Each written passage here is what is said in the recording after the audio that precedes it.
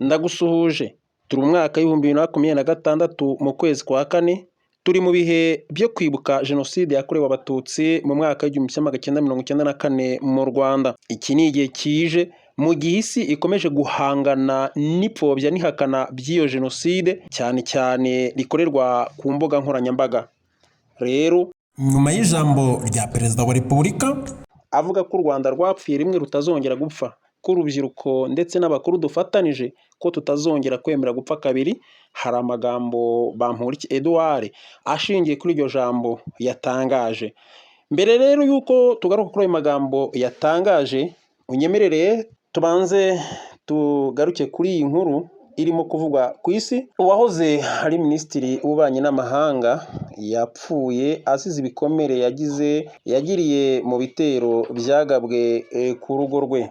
Ibitangazamakuru byo muri Iran biratangaza ko uwahoze ari minisitiri w'ububanyi n'amahanga Kamel Halazi yapfuye nyuma y'ibikomere yatewe n'igitero yagabweho mu ntangiriro z'uku kwezi. Halazi yarazwi muri politiki ya Iran nk'umunyapolitike ushyigikira impinduka, akaba yari umuyobozi w'inama ya Iran ishinzwe umubano n'amahanga ndetse n'umujyanama wa nyakwigendera umuyobozi w'ikirenga wa Iran Ali Khamenei. Yabaye minisitiri w'ububanyi n'amahanga wa Iran kuva mu 1997 kugeza mu mwaka w'ibihumbi 2005.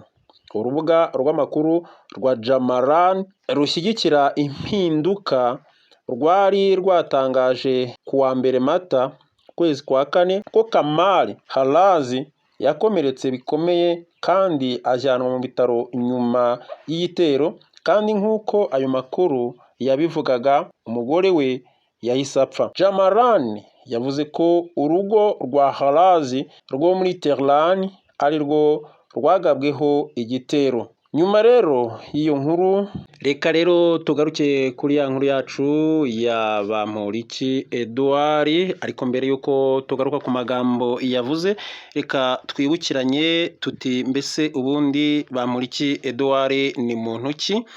Edouard Bamporiki ni umunyarwanda wamenyekanye cyane mu ngeri zitandukanye, nk'umuhanzi, umusizi ndetse n'umukinnyi wa filime ndetse n'ikinamico, nk'umunyapolitike ndetse nk'umuntu wagize uruhare mu bukangurambaga bw'umuco n'ubumwe bw'Abanyarwanda. Yamenyekanye cyane mu bihangano byigisha amateka n'indangagaciro z'igihugu, nyuma aza no kwinjira muri politike, aho yabaye umunyamabanga wa leta muri Minisiteri y'Urubyiruko n'Umuco. Bamporiki yatangiye kumenyekana kubera imivugo ikora ku mutima, gukina amakinamico yigisha amateka, gukoresha ubuhanzi mu kwigisha ubumwe n'ubwiyunge. Bimwe mu bihangano bye byagarukaga ku mateka ya Jenoside yakorewe Abatutsi, ubutwari ndetse n'indangagaciro z'umunyarwanda. Nyuma yo kumenyekana mu buhanzi, Bamporiki yaje kwinjira muri politike, yabaye umudepite mu nteko ishinga amategeko, nyuma aza kugirwa umunyamabanga wa leta muri Minisiteri y'Urubyiruko n'Umuco. Mu kazi ke yibanze cyane ku rubyiruko, umuco ndetse n'iterambere ry'indangagaciro.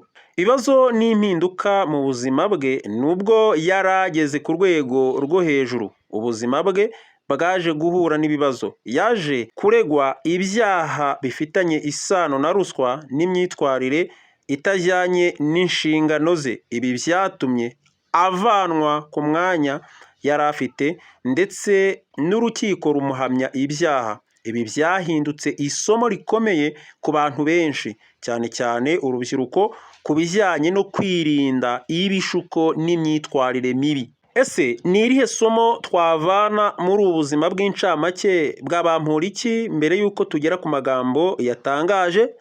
Impano ishobora kukugeza kure, ariko imyitwarire mibi ishobora kugusubiza inyuma. Indangagaciro n'ubunyangamugayo ni ingenzi cyane. Impano ishobora kukugeza kure, ariko imyitwarire mibi ishobora kugusubiza inyuma. Indangagaciro n'ubunyangamugayo ni ingenzi cyane. Mu gusoza, Edouard Bamporiki ni urugero rwerekana impande ebyiri z'ubuzima, gutsinda ndetse no gutsindwa. ni inkuru igaragaza ko buri wese agomba guhora yitwararika akirinda amakosa ashobora kumwangiririza ejo hazaza. Rero reka tuvuge kuri aya magambo uyu Bamporiki Edouard nk'uko tumaze kumubabwira. Reka rero tugaruke kuri aya magambo nk'uko yabicishije ku rubuga rwe rwa X. Yanditse ati iyo umutware wawe akubwiye ngo baho ubaho, kandi aba aburijemo wigeze kuvuga ngo abantu ntibakabeho kandi ari we mutware wabo.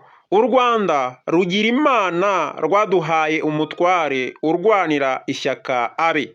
Arahashtaginga aravuga ati ntibizasubira. Hepfo yashyizeho ifoto ya Perezida wa Repubulika aho yavugaga ijambo rijyanye no kwibuka, agaruka kuri aya magambo Perezida wa Repubulika yavuze, aravuga ati ibihe byarahindutse, ntawe uzongera gupfa nk'abapfuye n'ibindi, nta wakongera gupfa kuriya, ntabwo wakwica umuntu kabiri, ntabwo u Rwanda ruzapfa kabiri, ntibishoboka, ari twe bakuru ari abana bacu, ntawe uzabica kabiri, ntabwo byakunda, tuzabaho nk'uko abantu bakwiye kubaho, ati Paul Kagame, President of Rwanda. Rero nk'uko mubyumvise, nk'uko kandi twabonye, urumva ko arimo kuvuga muri ya magambo ye y'ubuhanzi bukomeye cyane, ati iyo umutware wawe akubwiye ngo baho ubaho. Ikinyarwanda kiryoshye cyane. Kandi ababurijemo wigeze kuvuga ngo abantu ntibakabeho kandi ari we mutware wabo. U Rwanda rugira Imana rwaduhaye umutware urwanira ishyaka abe. Rero reka rero tugana ku musozo tugaruke no kuri iyi nkuru ivugwa mu burasirazuba bwa Kongo, aho havugwa yuko hagiye kuba ibiganiro hagati ya M23 ndetse na leta ya Kongo. Ibiganiro byo gushaka amahoro mu burasirazuba bwa RDC Congo hagati ya leta ya Kinshasa n'umutwe wa AFC M23 bigiye kongera gusubukura nk'uko amakuru atandukanye abyemeza. Ku nshuro ya mbere bikabera i Burayi. Radio RFI y'Abafaransa ivuga ko ibi biganiro bitegurwa na Qatar kuri iyi nshuro bigiye kubera mu Busuwisi, bikazatangira kuwa mbere tariki ya 13 z'uku kwezi kwa Mata kugeza kuwa 5 mu cyumweru gitaha.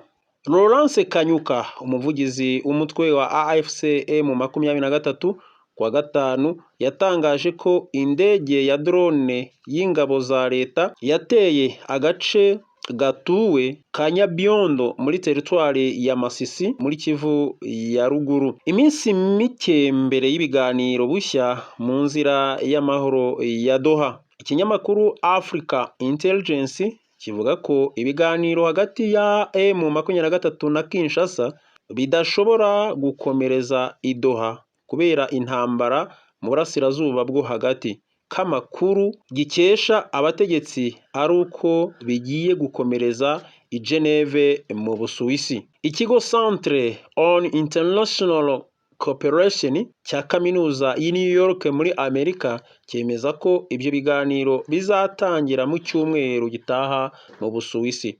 Impande zombi hari imwe mu bigize amasezerano cyangwa se protocols zamaze kumvikanaho ariko bitarashyirwa mu bikorwa, hakaba n'ibindi batarumvikanaho.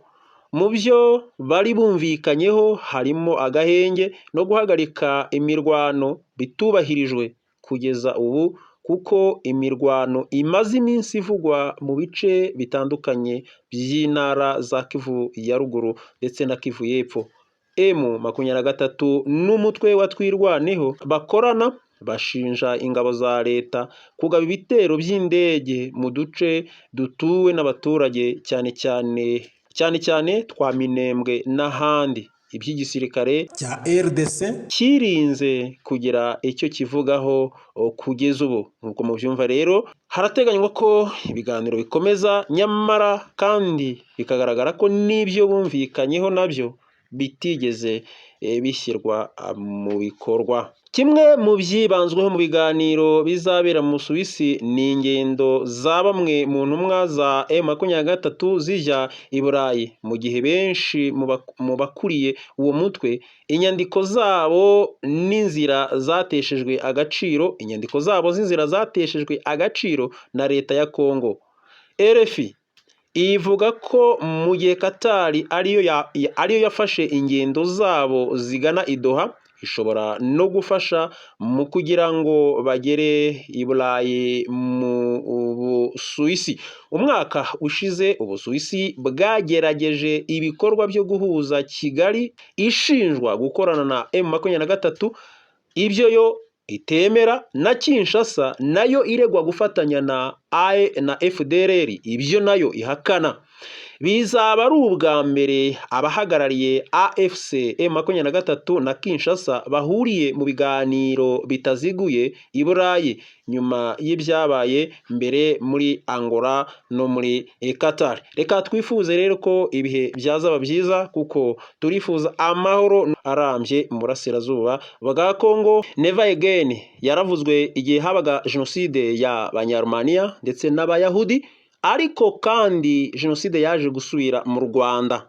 ONU ibivuga cyangwa se imiryango y'abibumbye ibivuga, nyamara bikongera. Ntitwifuza rero ko byongera mu burasirazuba bwa Kongo. Reka ibiganiro bizabe bizima kandi biganisha ku mahoro. Reka rero nkomeze kubifuriza ibihe byiza, dukomeze kwibuka twiyubaka.